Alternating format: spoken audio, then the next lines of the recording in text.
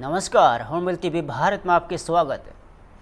उत्तर प्रदेश के गोरखपुर से इस वक्त की बड़ी सुरक्षा और वैश्विक स्थिति को लेकर बयान सामने आया है। राज्य के मुख्यमंत्री योगी आदित्यनाथ ने कहा है कि ईरान, इजराइल और संयुक्त राज्य अमेरिका के बीच चल रहे संघर्ष से मिडिल ईस्ट, एशिया और लगभग पूरी दुनिया प्रभावित हो रही है।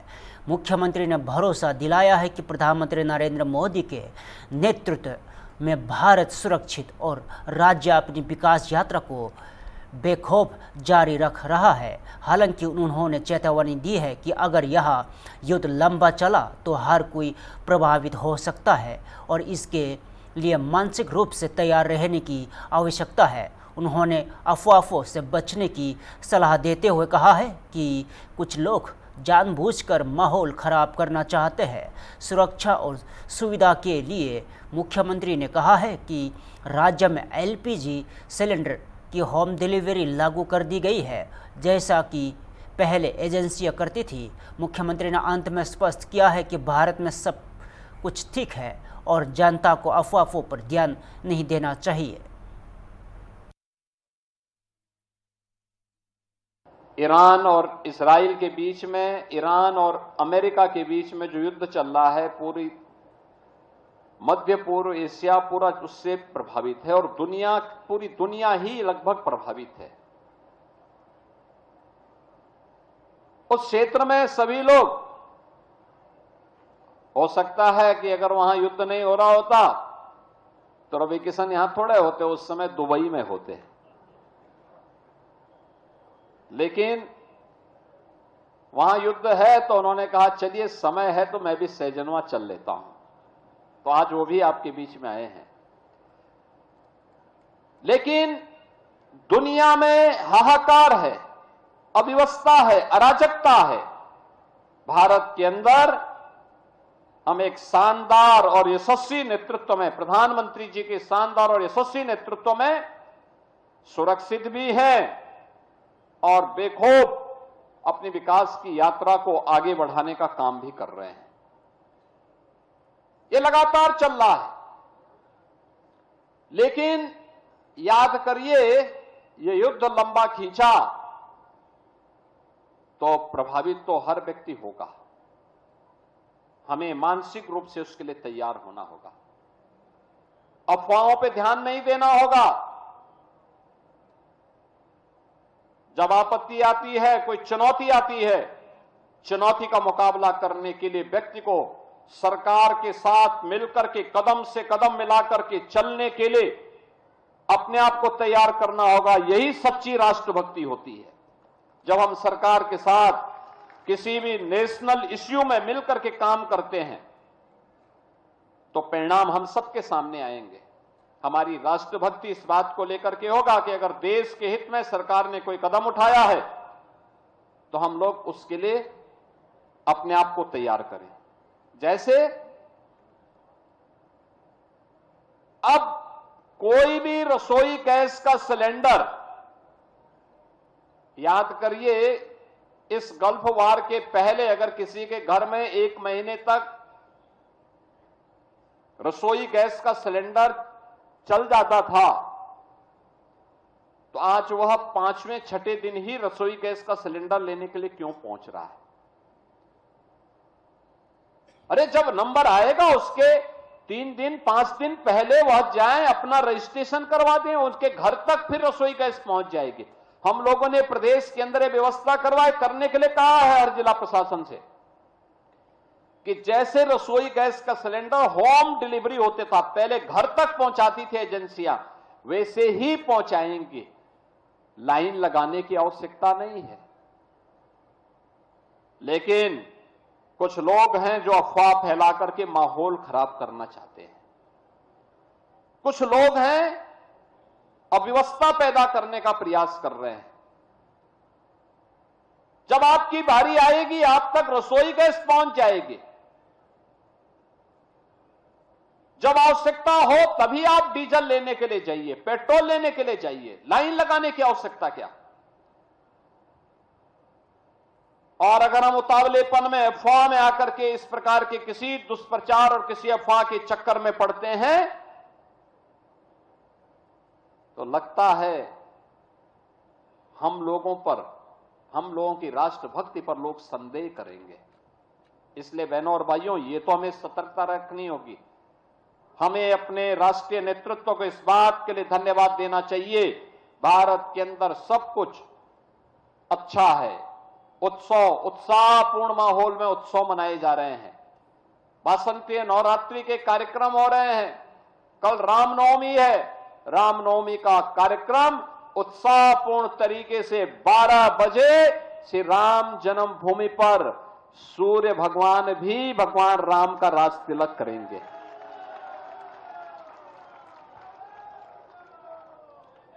नया भारत विरासत पर भी और विकास में भी विश्वास करता है और भविष्य की एनर्जी के लिए हमें किसी अन्य देश पर निर्भर न रहना पड़े, इसके लिए ग्रीन हाइड्रोजन एनर्जी उसका एक माध्यम बनने वाली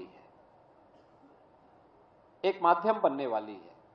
और उसी के लिए एक हम लोगों ने सेंटर ऑफ एक्सीलेंस के लिए मदन मोहन मालवीय टेक्निकल यूनिवर्सिटी को पैसा उपलब्ध करवाया है। उस टेक्नोलॉजी को लाने के लिए अभी हम लोग जापान भी गए थे। जापान के साथ हमारी बातचीत हुई है। जापान इस टेक्नोलॉजी में काफी एडवांस स्टेज में है। हम उनको मिलकर के इस कार्यक्रम को आगे बढ़ाएंगे। और टेक्नोलॉजी को आने में थोड़ा समय लगता है। इनोवेशन को रिसर्च एंड डेवलपमेंट में बदलने में कुछ समय लगता है, लेकिन युवाओं के अंदर जो आइडियाज हैं उसके लिए एक प्लेटफॉर्म देने का काम सरकार कर रही है। बिहार की राजधानी पटना से बड़ी राजनीतिक खबर सामने आ रही है। बसपा सांसद रविशंकर प्रसाद ने मुख्यमंत्री नीतीश कुमार की सराहना करते हुए कहा है कि समृद्धि यात्रा का समापन सफलतापूर्वक हुआ। उन्होंने कहा है कि पिछले 21 वर्षों में नीतीश कुमार की अगुवाई में बिहार ने अभूतपूर्व विकास किया है। और रविशंकर प्रसाद ने कहा है कि आज देखिए, बिहार में मैं पटना का सांसद हूँ। कभी आपने पटना में मरीन ड्राइव के बारे में सोचा था? जिस तरह ने नीतीश कुमार ने सामाजिक न्याय और विकास को जोड़ा, वहाँ वास्तव में अभिनंदनीय है और इन्होंने ऐतिहासिक कार्य किए हैं। राजद नेता तेजस्वी यादव के बयान पर उन्होंने पलटवार किया और कहा कि तेजस्वी को प्रधानमंत्री के लोकसभा राज्यसभा में दिए गए भाषण को सुनना चाहिए। संसद का कहना था कि यदि उनमें समझदारी होगी तो वे समझ जाएंगे कि केंद्र सरकार ने देश और राज्य के विकास के लिए क्या किया और कदम उठाए हैं। रविशंकर प्रसाद का यह बयान बिहार में आगामी राजनीतिक सरगर्मियों के बीच सुर्खियों में है। समृद्धि यात्रा का समापन किया। पिछले 21 वर्षों में नीतीश जी की अगुवाई में बिहार बदल गया है। उसके पहले का याद करिए, क्या चारा घोटाला, क्या अलकतरा घोटाला, क्या अपहरण, क्या खौफ, क्या रंगदारी, क्या किडनैपिंग फॉर रैंसम, और आज देखिए बिहार। मैं पटना का सांसद हूं। कभी आपने मरीन ड्राइव सोचा था? कभी आपने पटना का एयरपोर्ट ऐसा सोचा था? अभी हार्डिंग पार्क में नया स्टेशन बनने जा रहा है। और सबसे बड़ी बात है, जिस तरह से बिहार में उन्होंने सामाजिक न्याय के साथ विकास को जोड़ा है, जो हमारी आजीविका दीदियां हैं, बाकी हैं, जो पटना शहर का बदलाव हुआ है, जो बिहार का बदलाव हुआ है, जो दूध के क्षेत्र में, मछली के क्षेत्र में, तो बहुत अभिनंदन। नीतीश जी ने ऐतिहासिक काम किया है और अब तो नरेंद्र मोदी का पूरा समर्थन है। उन्होंने, मुख्यमंत्री ने स्वयं कहा, तो बिहार और आगे बढ़े। हम सबों की बहुत शुभकामनाएं। जो वार चल रहा है सर वेस्ट एशिया में, उस पर उन्होंने कहा कि सरकार कभी तैयार नहीं रहती है, चाहे कोविड हो या जिस तरीके से नोटबंदी की गई, इसमें भी सरकार विफल है। तेजस्वी यादव माननीय प्रधानमंत्री जी का भाषण सुने हैं लोकसभा राज्यसभा में।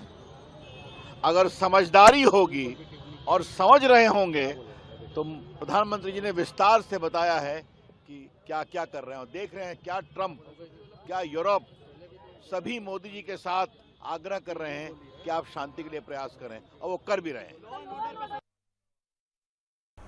राजधानी लखनऊ में आज समाजवादी पार्टी के राष्ट्रीय अध्यक्ष अखिलेश यादव ने प्रेस कॉन्फ्रेंस कर योगी आदित्यनाथ सरकार पर जोरदार हमला बोला। अखिलेश यादव ने आरोप लगाया है कि योगी सरकार में जनता को ठगा गया है और राज्य में हुए सभी MOU की जांच होनी चाहिए। उन्होंने दावा किया है कि बिना पहचान वाली कंपनियों के साथ बड़े निवेश समझौते किए गए हैं। यहां तक कि 43 लाख की कंपनी से 25,000 करोड़ रुपए का MOU किया गया, जो सवालों के घेरे में है। उन्होंने सरकार पर प्रोपेगेंडा मॉडल अपनाने का आरोप लगाते हुए कहा है कि बीजेपी में कई प्रधानमंत्री हैं और जनता को नोटबंदी, कोरोना और गैस किल्लत जैसे मुद्दों पर बार बार लाइन में खड़ा किया गया। और सपा प्रमुख ने कहा है कि अब जनता ही लाइन में लगकर सरकार को बाहर करेगी। अखिलेश यादव ने PDA, पिछड़ा दलित अल्पसंख्यक को लेकर भी बीजेपी पर निशाना साधा है और कहा है कि जितना दबाओगे PDA और उतना मजबूत होगा। उन्होंने यहाँ भी कहा है कि सपा का यहाँ लक्ष्य उत्तर प्रदेश में बीजेपी का सफाया करना है। इसके अलावा उन्होंने शंकराचार्य के अपमान के मामले में कार्रवाई की मांग की और नकली लोगों को प्रदेश में से बाहर करने की बात कही। सम्राट अशोक की जयंती पर शुभकामनाएं देते हुए अखिलेश यादव ने वादा किया है कि सत्ता में आने वाले लखनऊ में उनकी भव्य प्रतिमा स्थापित की जाएगी और उन्हें सोने के सिंहासन पर बैठाया जाएगा। महिला आरक्षण के मुद्दे पर भी सपा का अलग रुख अपनाया आया और अखिलेश यादव ने आरक्षण के भीतर आरक्षण की मांग करते हुए कहा है कि अल्पसंख्यक SC, ST और OBC महिलाओं को प्राथमिकता दी जानी चाहिए। फिलहाल इस प्रेस कॉन्फ्रेंस के बाद प्रदेश की सियासत में बयानबाजी और तेज हो गई है। तो बीजेपी जब सिखाई गलत रही है अपने लोगों को, कार्यकर्ताओं को, बीजेपी फंड करती है। दुनिया में शायद पहली पॉलिटिकल पार्टी होगी जो निगेटिव, नकारात्मक, किसी की छवि खराब करने के लिए पैसे खर्च करते हो। ये भारतीय जनता पार्टी के लोग अरबों रुपया खर्च कर रहे हैं छवि खराब करने के लिए और उन्हीं का गाना गाएं, उसके लिए दाना बांट रहे हैं। दाना बांटते हैं गाना गाने के लिए। दाना खत्म, गाना खत्म। बीजेपी में संगठन का विस्तार हो रहा है। हाल ही में सरकारी लखनऊ का मीडिया प्रभारी बना दिया गया, लेकिन शिक्षा निगमों के मुताबिक ये कहता है कि कोई भी जो सरकारी टीचर है वो सरकार में रहते हुए, शिक्षण में रहते हुए वो किसी पार्टी का पदाधिकारी नहीं हो सकता। एक कचौड़ी एक समोसा, एक कचौड़ी एक समोसा, अब गैस पे ना रहा भरोसा। अभी गैस का सवाल बड़ा है। LPG, लापता गैस, ये बड़ा सवाल है।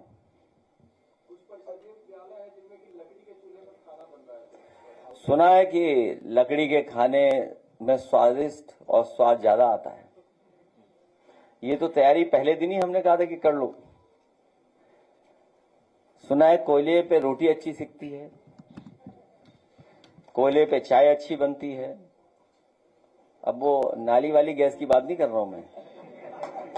कोयले पर बहुत सारी चीजों का स्वाद अलग आता है और सुनने में तो ये आता है कि कई लोग, वो नाम मैं भूल जा रहा हूं, स्मोक्ड फूड जो होता है वो धुआं देते हैं उसमें। जैसे अपने यहाँ जो मट्ठा गांव में बनता होगा, क्यों किसान नेता हमारे, तो उसमें आग से दम देते थे। हैं? छौंक नहीं, दम भी देते थे अलग अलग जगह। लेकिन अभी एक साधु, अपने साधु की बात कर रहा था कोई।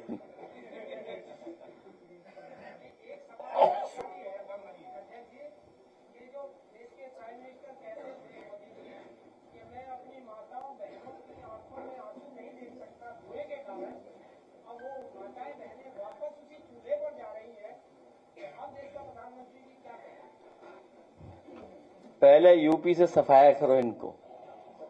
यूपी ने ही रास्ता दिखाया है बीजेपी को। इसलिए समाजवादी पार्टी की प्राथमिकता है कि जिन्होंने नकली एमओयू किए हैं, जो खुद नकली हैं, उनसे जनता को सावधान करना है।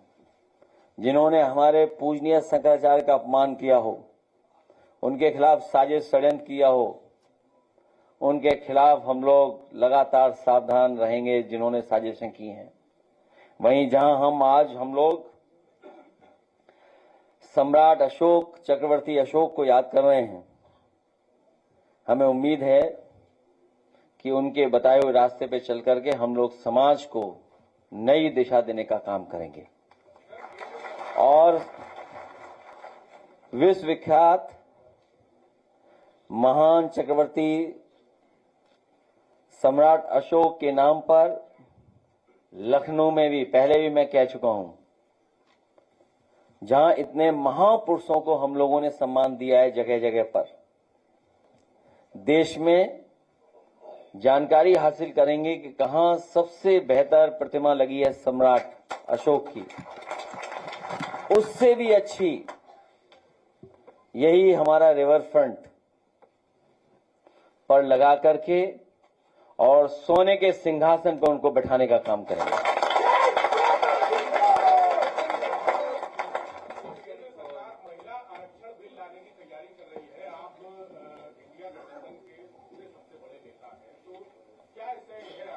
हमारी पार्टी ने सुझाव भी दिए हैं।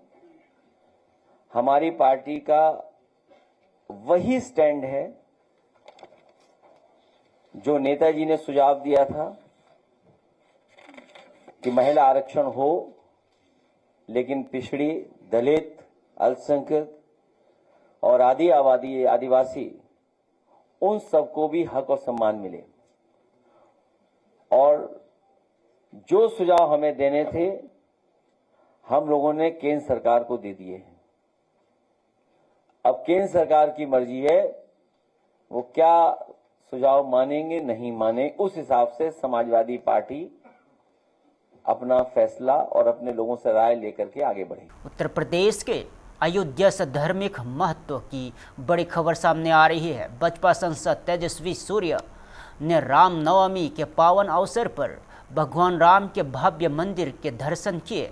उन्होंने कहा कि इस बार मंदिर का निर्माण कार्य इतनी भव्यता और परिपूर्णता के साथ पूरा हुआ है कि देश के हर कोने में से लाखों भक्त यहां आ रहे हैं। और सांसद ने कहा कि सभी व्यवस्थाएं बहुत अच्छी है और मैं भगवान राम से प्रार्थना करता हूं कि पूरे देश को और ताकत और शक्ति दे। रामनवमी के इस पर्व पर अयोध्या में श्रद्धालुओं का भारी जनसैलाब देखने को मिल रहा है और प्रशासन ने सुरक्षा और सुविधाओं का विशेष ध्यान रखा है। आज और कल रामनवमी के प्रयुक्त परिवार के साथ, अपने युवा मोर्चा के सभी कार्यकर्ताओं के साथ रामलला की भव्य दर्शन प्राप्त करने का सौभाग्य मुझे मिला। इस देश को एकजुट रखने में राम तत्व और कृष्ण तत्व बहुत बड़ा योगदान करते हैं। जब यहाँ मंदिर में दर्शन हमने प्राप्त की, मैं जब पिछले बार आया था, इसका पूर्ण कंस्ट्रक्शन नहीं हुआ था, आधा अधूरा था, कंस्ट्रक्शन जारी था।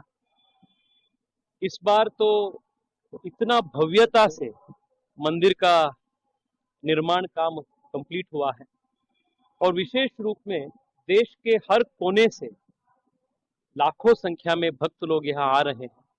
सब भक्त जन का बहुत बढ़िया रूप से सबका इंतजाम, सबके क्यू सिस्टम, सबको दर्शन करने का व्यवस्था बहुत बढ़िया रूप से ट्रस्ट वाले किए हैं। मैं पुनः इस मंदिर को पुनर्प्रतिष्ठापित करने में कोटि कोटि कार्यकर्ता जन, जो भी इसमें डायरेक्टली इनडायरेक्टली सहयोग किए हैं, उन सबको मैं हृदय की गहराई से मैं अभिनंदन करता हूं और भगवान राम से हम पुनः प्रार्थना करते हैं कि पूरे देश को वो और ताकत दे, शक्ति दे और उनकी कृपा हम सबके ऊपर हमेशा बने। मेरा मुलाकात हुआ मंदिर में। ये मंदिर किसी एक पॉलिटिकल पार्टी का नहीं, भगवान श्री राम किसी एक राजनीतिक दल का एक यूएसपी नहीं। अच्छा है कि आज दिग्विजय जी भी यहाँ आए और दर्शन करके चले गए हैं। मैं अनुरोध करता हूँ कांग्रेस के, सपा के शीर्ष नेतृत्व भी उनसे प्रेरणा लेकर इसमें आए और मंदिर का दर्शन करें। राजधानी दिल्ली से राजनीतिक बयानबाजी की बड़ी खबर सामने आई है। दिल्ली में मंत्री परवेश वर्मा ने शीश महल मामले को लेकर आरोप लगाया है। उन्होंने कहा है कि दिल्ली में भी डकैती हुई है और दिल्ली में जो 11 साल की सरकार रही जिसमें मुख्यमंत्री रहे अरविंद केजरीवाल ने लोगों को सपना दिखाया, लेकिन उन्होंने जनता का सारा पैसा लूट लिया और वही पैसा अपने घर पर लगाकर शीश महल बनाया। यह सोच कर कि मुझे कोई हरा नहीं पाएगा, लेकिन हमारी जनता ने उन्हें हरा दिया। मंत्री का यह बयान आगामी चुनाव और राजनीतिक चर्चा में सुर्खियों में है और दिल्ली की सियासत में नया तूल दे सकता है। लुटाया किस तरह से 9-9 लाख रुपए के पर्दे लगाए, जकूजी लगाया, 5 लाख रुपए की चिमनी लगाई, जिम बनाया, क्या बोलना चाहेंगे? देखिए, आजकल एक पिक्चर की बड़ी चर्चा चल रही है धुरंधर की, उसमें किरदार है रहमान डकैत। तो दिल्ली में भी डकैती हुई। दिल्ली में जो 11 साल की सरकार रही, दिल्ली के मुख्यमंत्री रहे अरविंद केजरीवाल जी ने दिल्ली के लोगों को सपना दिखाया, मगर सारा उनका पैसा लूट लिया और पैसा लूटकर अपने घर पे लगाया। एक ऐसा महल बनाया ये सोचकर कि मुझे कभी कोई हरा नहीं पाएगा, मगर हमारे धुरंधर मतदाताओं ने उनको हरा दिया। तो मैं उनको इसलिए रहमान डकैत बोलता हूं क्योंकि एक तो वो वोट बैंक की पॉलिटिक्स करते थे, दूसरा उन्होंने दिल्ली के हमारे टैक्स पेयर के पैसे पे डाका डाला और अपने घर में विदेशी वस्तुएं दिल्ली के टैक्स पेयर के मनी से और उनका भोग करना, दिल्ली में कहीं नहीं जाना, सिल्क के कारपेट पे रहना, महंगे महंगे लाखों करोड़ों रुपए के पर्दे, सोफे, चिमनी, घर के और फर्नीचर, एंटीक आइटम्स, तो ऐसा करके। तो इसलिए कल मैंने वो सारी लिस्ट दिखाई कि उन्होंने क्या क्या सामान खरीदा। बहुत ही लंबी चौड़ी लिस्ट थी जिसको बिना टेंडर प्रक्रिया सिंगल कोटेशन पे हर सामान को खरीदा और हर सामान के उसके वैल्यू से ज़्यादा पैसे दिए। तो दिल्ली में बहुत बड़ा डाका डला था, इसलिए मैंने उनको रहमान डकैत बोला। जी, सर, जिनको आप रहमान डकैत कह रहे हैं वो खुद धुरंधर मूवी के लिए कह रहे हैं कि ये सिर्फ एक पॉलिटिकल पार्टी को एनहेंस करने के लिए और बाकी पार्टी को डिफेम करने के लिए बनाई गई है। देखिए, देश के दुश्मन केवल देश के बाहर ही नहीं रहते, देश के दुश्मन दिल्ली में भी रहते हैं और उनमें से एक है अरविंद केजरीवाल। उनको मैं देश का दुश्मन ही मानता हूं क्योंकि उन्होंने कभी जीवन में झूठ के सिवाय कुछ बोलना ही नहीं है। मगर अच्छी बात यह है कि आज देश के सारे जनता, दिल्ली की जनता, ये जैसी वो कुछ बोलते हैं तो वो हमारी जनता कहती है तो झूठ ही बोल रहे हैं, तो उनको झूठ के अलावा कुछ आता ही नहीं बोलना। फिलहाल के लिए इतना ही। ताज़ा खबर देखते रहे होम टीवी भारत।